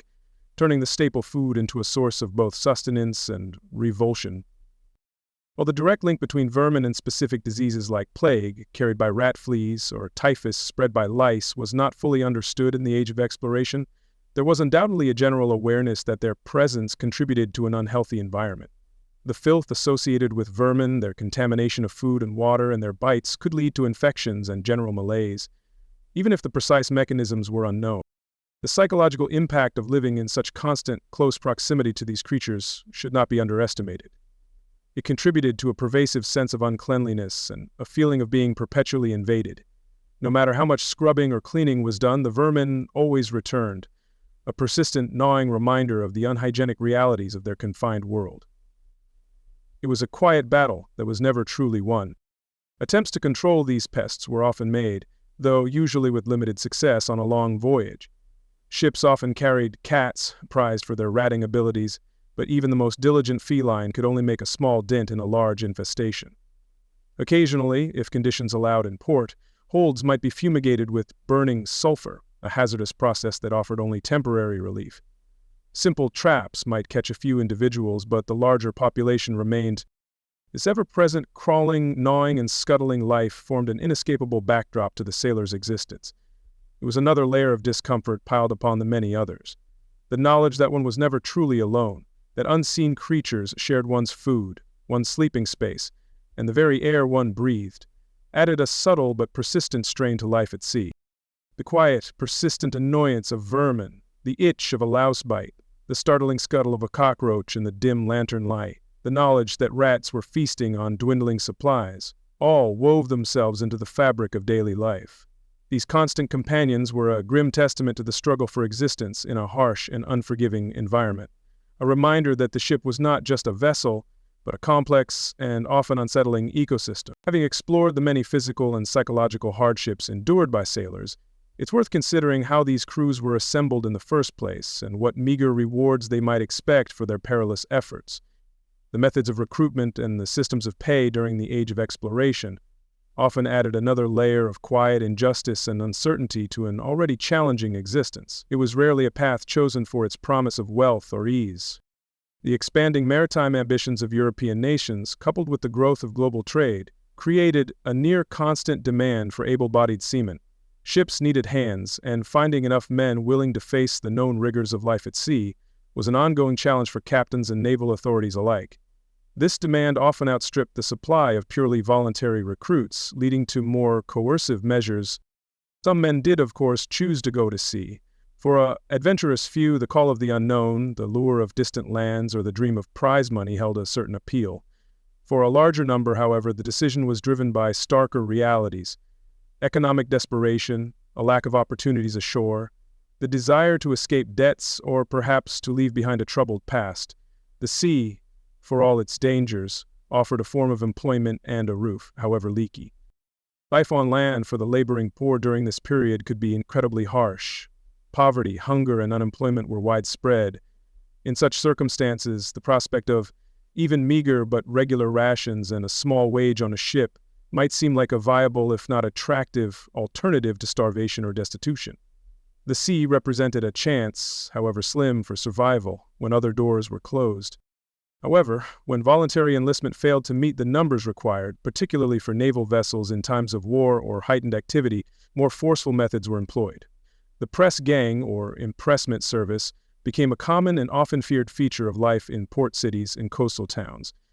These were groups of men, sanctioned by naval authority, tasked with compelling able-bodied seamen, and sometimes even unwilling landlubbers, into service. The experience of being pressed was often sudden and could be violent. Press gangs would roam the streets, taverns, and boarding houses, seizing men deemed suitable for naval life.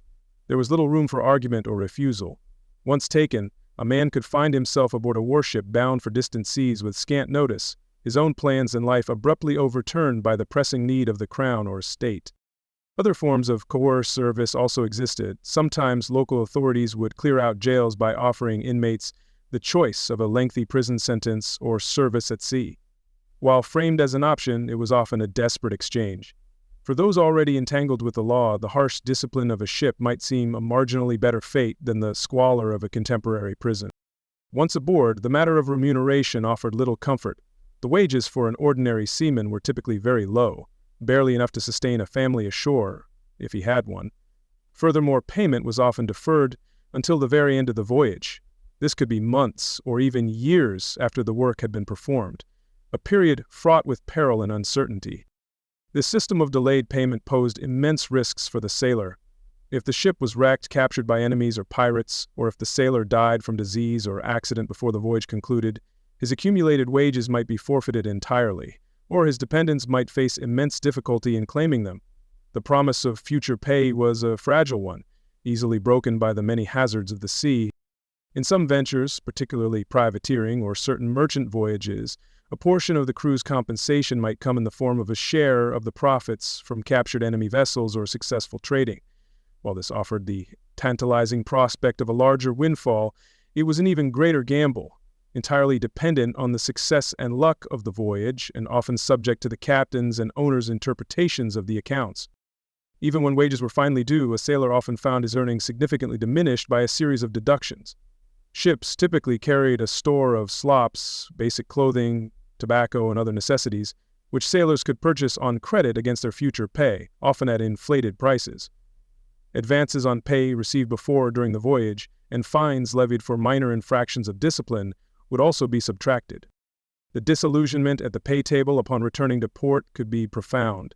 After months or years of enduring unimaginable hardship, risking life and limb, a sailor might find that his meticulously recorded earnings had dwindled to a pittance, or sometimes even to nothing, once all deductions were accounted for. Many found themselves in debt to the very voyage that had consumed their labor. This system could create a vicious cycle of poverty. A sailor paid off with little to show for his efforts might quickly find himself destitute once more, his only viable option being to sign on for another voyage, hoping for better luck next time.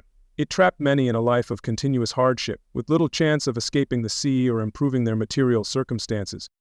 Thus, the recruitment methods that filled the ships, and the often exploitative systems of pay, formed another significant reason why it truly sucked to be a sailor. The journey often began with little choice or out of dire need, and frequently ended with little tangible reward for the immense sacrifices made. It was a life where the risk rarely matched the recompense. Beyond the immediate struggles for physical survival, there existed a quieter, more intellectual kind of dread that permeated every long voyage in the age of exploration. The profound stress and uncertainty of navigation. In an era when maps were often incomplete or inaccurate, and the tools for determining position were rudimentary, the simple act of knowing where you were and where you were going was a constant source of anxiety. The vast featureless expanse of the open ocean offered few landmarks. For weeks, sometimes months, a ship might sail with no sight of land, suspended between an endless sky and an equally endless sea. The responsibility for guiding the vessel safely across these intimidatingly empty spaces fell upon the navigator, often the captain himself, or a specialized officer whose skills were constantly put to the test. To determine their latitude, or their position north or south of the equator, navigators relied on celestial bodies. Tools like the mariner's astrolabe or the quadrant were used to measure the altitude of the sun at noon or the height of Polaris, the North Star, above the horizon at night. These measurements, when combined with astronomical tables, could yield a reasonably accurate latitude, provided the skies were clear. However, using these instruments effectively on the deck of a pitching and rolling ship required considerable skill, practice, and a steady hand. Overcast skies could render them useless for days on end, leaving the ship to sail on in a state of growing uncertainty. The calculations themselves were also complex and prone to error, adding another layer to the navigator's burden. The far greater challenge and the source of much navigational anxiety for most of this period was determining longitude, the ship's position east or west. Without accurate marine chronometers, which only became widely available much later, there was no simple and reliable method for finding longitude at sea. This longitude problem haunted mariners for centuries. As a result, navigators relied heavily on a technique known as dead reckoning. This involved estimating the ship's current position by calculating the course steered and the distance traveled from a previously known point. The ship's speed would be estimated using a log line, a knotted rope trailed from the stern, and its direction by compass, with careful records kept of any changes. Dead reckoning, however, was inherently prone to inaccuracies. Unseen ocean currents could carry a ship miles off its intended track. Leeway, the sideways drift of the ship due to wind, was difficult to measure precisely. Errors in estimating speed or inaccuracies in the compass due to magnetic variation could accumulate over time, leading to significant deviations from the plotted course. A ship could be hundreds of miles from where the navigator believed it to be. This constant uncertainty about the ship's true position bred a gnawing fear of being lost. Imagine sailing for weeks, meticulously plotting your estimated course, yet with no definitive way to confirm if you were truly on track or drifting dangerously towards unknown perils. The anxiety of miscalculation, of leading the ship astray, weighed heavily on those responsible for its guidance. The consequences of such navigational errors could be catastrophic. Running out of food and water because a voyage took longer than anticipated due to being off course was a grim possibility. Missing a small island destination in a vast ocean was remarkably easy. Ships could unwittingly sail into dangerous waters, run aground on uncharted reefs, or make landfall in unexpected and potentially hostile territories. The psychological strain on the ship's master and navigator was therefore immense. They bore the ultimate responsibility for the safety of the ship and everyone aboard. Every decision, every calculation, every sighting or lack thereof contributed to a persistent undercurrent of stress. The weight of this responsibility in the face of such uncertainty was a heavy load to carry. In the face of these vast unknowns, and with the limits of their scientific understanding, it is perhaps understandable that superstition sometimes took hold in the minds of the crew. The ocean was a mysterious and often terrifying place, and phenomena that could not be readily explained could easily give rise to fearful speculation and folklore. The line between the known and the dreaded unknown was often blurred. Tales of encounters with monstrous sea creatures, though often exaggerated or based on misidentification, reflected a genuine fear of what might lurk in the unexplored depths. Phantom islands, appearing on some charts but proving non-existent, could lead to fruitless, dispiriting searches. Strange lights, unusual weather patterns, or unsettling calms could all be interpreted through a lens of superstition, adding to the general anxiety. This fear of the unknown elements at sea, whether real or imagined, compounded the navigational stress. It wasn't just about reaching a geographical point, it was about transiting a space that felt, in many ways, alien and potentially malevolent. Each creak of the timbers in an empty sea, each unexplained phosphorescent glow in the water at night, could feed into these latent anxieties. Ultimately, for every soul on board, from the captain to the humblest cabin boy, there was a constant, underlying anxiety about reaching their destination. Every day that passed without a confirmed landfall, every period of adverse weather or navigational doubt stretched the nerves a little thinner. The simple hope of seeing land again, the correct land, was a powerful and sometimes fragile motivator. This pervasive uncertainty about their position and their future was a significant, if often unspoken, part of why life at sea was so deeply challenging. Life aboard a sailing ship in the age of exploration was not a uniform experience of hardship. It was sharply delineated by rank and status. A rigid social hierarchy mirrored and in some ways amplified the class distinctions of society ashore. The gulf between the officers who commanded and the ordinary seamen who labored was vast, evident in nearly every aspect of their daily existence, contributing quietly yet profoundly to the overall unpleasantness for those on the lower rungs. At the apex of this floating society stood the captain. His quarters, typically located in the stern of the ship, were by far the most spacious and well-appointed. He would often have a private cabin, perhaps even a suite of rooms, furnished with a proper bed, a desk, chairs, and personal effects. This space offered a sanctuary of privacy and relative comfort, a world away from the crowded conditions endured by the majority of the crew. The other officers, the mates, lieutenants in naval vessels, the surgeon, and perhaps a purser or master-at-arms, also enjoyed significantly better accommodations than the common sailors. While not as grand as the captains, their cabins, usually situated aft near the captain's quarters, provided them with a degree of personal space, a place to store their belongings securely, and a measure of separation from the general throng. This stood in stark contrast to the living arrangements for the ordinary seamen.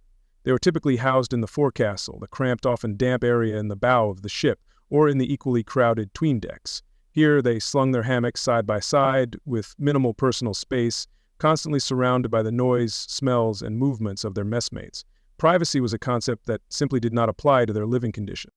The disparity extended quite significantly to the quality and variety of food. While all aboard relied on preserved provisions for long voyages, the officers' table was often substantially better, They might have access to a separate store of finer foods, fresher supplies that lasted longer, and perhaps even live animals like chickens or pigs that provided fresh meat for their exclusive consumption, at least for a portion of the voyage. The common sailor, meanwhile, subsisted on the monotonous and often unpalatable diet of hardtack, salt meat, and perhaps some peas porridge. The difference in fare was a daily, tangible reminder of their lower status. While officers might dine with cutlery on pewter or earthenware, seamen often ate with their fingers or a simple knife from a shared wooden bowl huddled in their messes. In terms of physical labor and relative safety, the officers were also in a privileged position. Their role was to direct the work of the ship, to navigate and to command, rather than to perform the most strenuous and dangerous manual tasks themselves. While they shared the overall perils of the sea, they were generally more sheltered from the elements and less exposed to the immediate risks of working aloft or handling heavy equipment. The power dynamic aboard ship was absolute and heavily skewed. The captain held near dictatorial authority, and his officers acted as his enforcers and deputies. Orders were expected to be obeyed instantly and without question. The entire system of shipboard discipline, often harsh and summary, was designed to reinforce this chain of command and ensure the subordination of the crew. While a previous discussion detailed the specifics of punishment, it's relevant here to note that the threat and application of this discipline were tools used by the officer class to maintain control over the seamen. The power to confine, to reduce rations, or to order a flogging rested entirely with the officers, creating an environment where an ordinary sailor had little recourse against unfair or overly harsh treatment. This power could, and sometimes did, lead to abuse. A tyrannical captain or a cruel mate could make an already difficult life almost unbearable for the crew under their command. Stories abounded of officers who were excessively brutal, quick to anger, or who seemed to take pleasure in wielding their authority in a demeaning manner. For the common sailor, there was often no avenue for appeal or complaint until the voyage ended, if then. A significant social distance was generally maintained between the officers and the crew. Officers messed separately, often in a wardroom or the great cabin. Their interactions with the seamen were usually formal, confined to the giving and receiving of orders. This separation was intentional, designed to uphold the mystique of command and reinforce the hierarchical distinctions. There was little fraternization across the class divide. This stark difference in living standards, diet, workload, and the constant assertion of authority inevitably contributed to a sense of resentment and quiet discontent among many ordinary seamen. They bore the brunt of the physical hardship and the dangers, yet reaped the fewest rewards and endured the most discomforts. This clear and ever-present class divide was another significant factor in why life for a common sailor in the age of exploration was so profoundly challenging. Amidst the relentless backdrop of hardship and privation that characterized life at sea, there existed rare and eagerly anticipated interludes known as shore leave. These brief opportunities to step off the vessel and onto solid ground represented a temporary escape, a fleeting chance to experience a world beyond the creaking timbers and endless horizons of their floating prison. Yet even these moments of supposed liberty were often tinged with their own particular anxieties and disappointments. Shore leave was not a regular entitlement, but rather a privilege granted when a ship made port, perhaps to take on fresh water and provisions, undergo repairs, or sometimes simply to allow the crew a brief respite after a particularly arduous leg of a voyage. For men who had endured months of confinement, monotony, and danger, the mere prospect of setting foot on land could be a powerful motivator, a flicker of light in an otherwise dim existence. The initial sensation of stepping onto solid earth after a long period at sea could be quite profound. The very stillness of the ground, the absence of the ship's constant motion, felt strange and liberating. The sights, sounds, and smells of a bustling port town, however rough or unfamiliar, offered a stark and welcome contrast to the limited sensory world of the ship. It was a brief immersion in the life they had left behind, or had only dreamed of. Once ashore, sailors typically sought the simple pleasures and diversions they had been denied for so long. The allure of fresh food, different from the monotonous ship's fare, was strong. Taverns and alehouses offered different drink, companionship, and often lively if raucous entertainment. For a short while they could forget the discipline and hierarchy of the ship, enjoying a fleeting sense of personal freedom and autonomy. However, the port towns that catered to seafarers were often rough and ready places, filled with individuals eager to separate a sailor from his hard-earned, and often recently paid, wages. Temptations were many, from gambling dens to establishments offering fleeting companionship. Many a sailor, unaccustomed to handling money after a long voyage, found their pay disappearing with alarming rapidity, spent on short-lived revelries.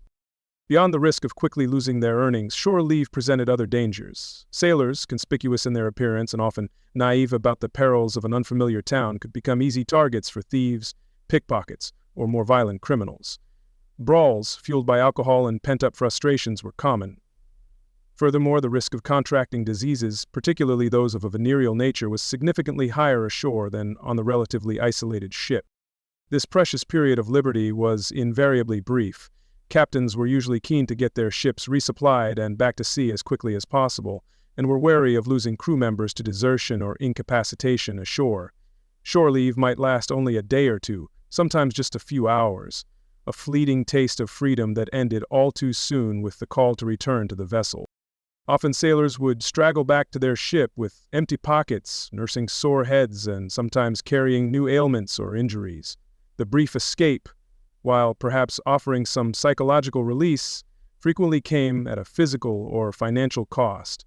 The stark realities of their seafaring life would quickly reassert themselves as the ship once again put out to sea. Thus, even these glimpses ashore, these brief respites from the overarching misery of life aboard, were often fraught with their own set of troubles.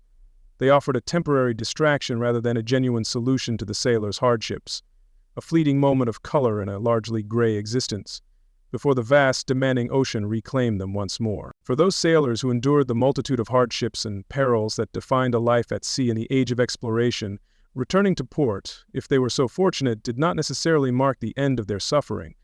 The voyages, often lasting years, exacted a heavy price, and the long-term toll on both body and mind could be profound, casting a long shadow over the remainder of their days. Many never truly recovered from the experience. The physical burdens carried ashore were numerous. Chronic illnesses often took root during those long months of privation and exposure. Survivors of severe scurvy might contend with lasting joint pain, dental issues, or internal weaknesses. Fevers and fluxes, like dysentery or malaria, could leave a man with a permanently weakened constitution, susceptible to recurring ailments for the rest of his life. The poor diet alone laid the groundwork for future health problems. Injuries sustained aboard ship, often poorly treated with the rudimentary medical knowledge of the time, frequently resulted in lifelong disabilities. A badly set fracture could mean a permanent limp or restricted movement. Lost fingers, hands, or limbs due to accidents with rigging, cargo, or in combat were not uncommon.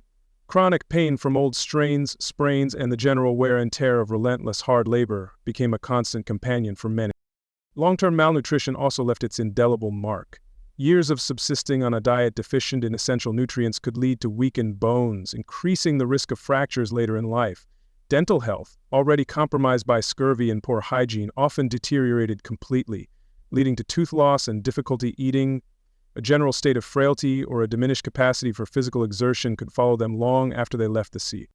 But the very appearance of a seasoned sailor often told a story of his arduous past.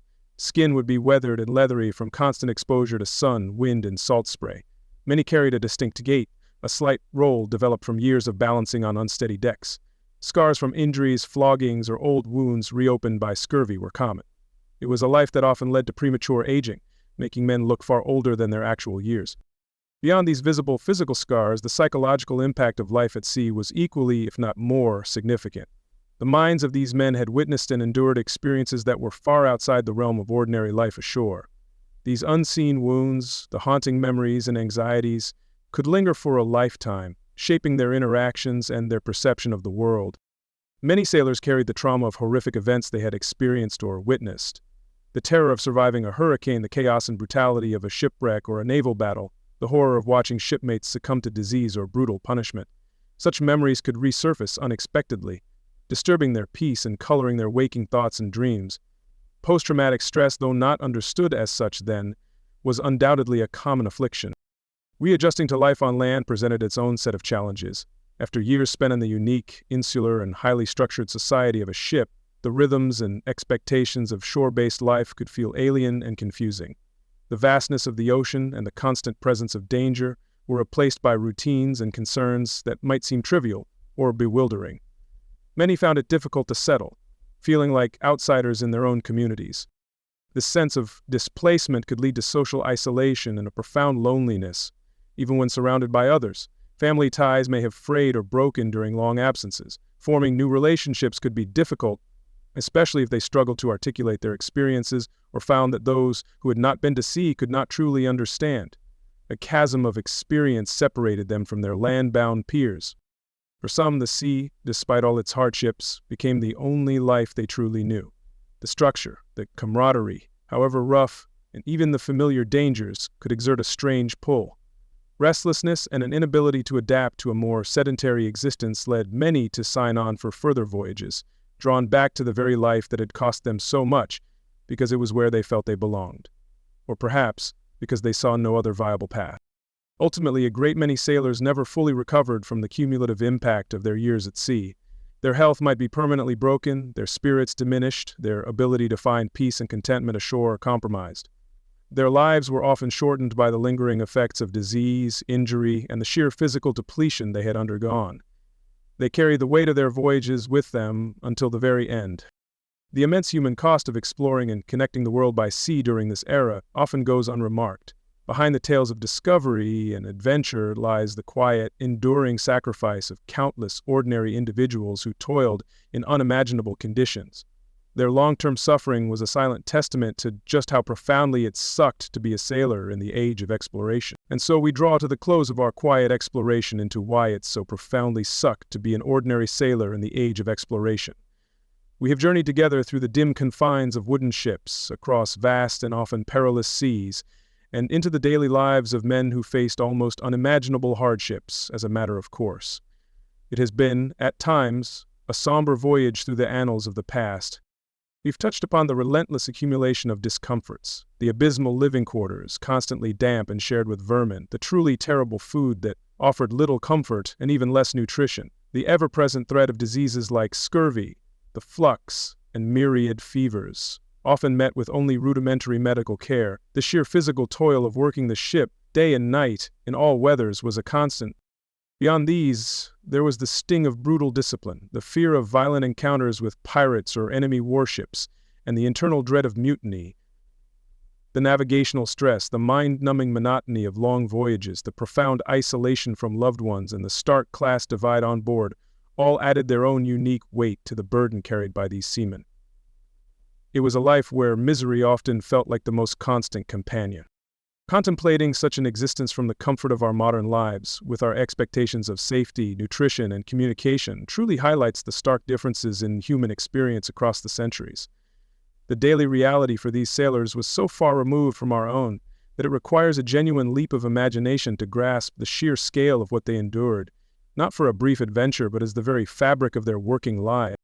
It speaks to an incredible, almost stoic, toughness that these individuals possessed, an ability to persevere in the face of conditions that would likely break most of us today.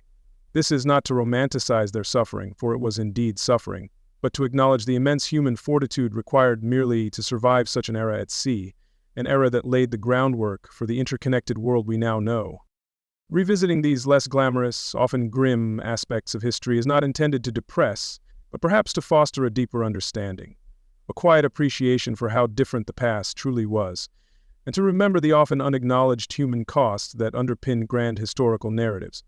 It allows us to connect, in some small way, with the human experience in all its varied forms. Now, as our journey through this particular slice of boring history concludes, it is time to let these thoughts of hardship and struggle gently recede.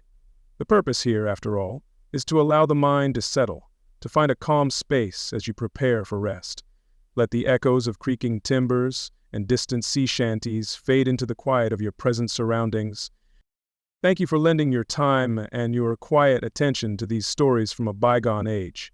It takes a certain patience to delve into the more difficult corners of our shared past, and your presence on this journey is deeply appreciated. May this exploration have offered a gentle distraction, a quiet path towards tranquility. As you settle further into your comfort, allow any lingering thoughts of the vast dark ocean or the trials of those long-ago sailors to drift away like ships sailing over the horizon. Let go of the day's concerns and, indeed, let go of these historical reflections. All that matters now is your peace and your rest. May your dreams be calm and untroubled, your sleep deep and restorative. May the quiet of the night envelop you in a comforting embrace, bringing with it a sense of profound serenity. The storms of the past are long over. Allow yourself now to simply be, to breathe easily, and to drift peacefully. There is nothing more required of you tonight but to rest. Wishing you a very good night and the most peaceful of slumbers.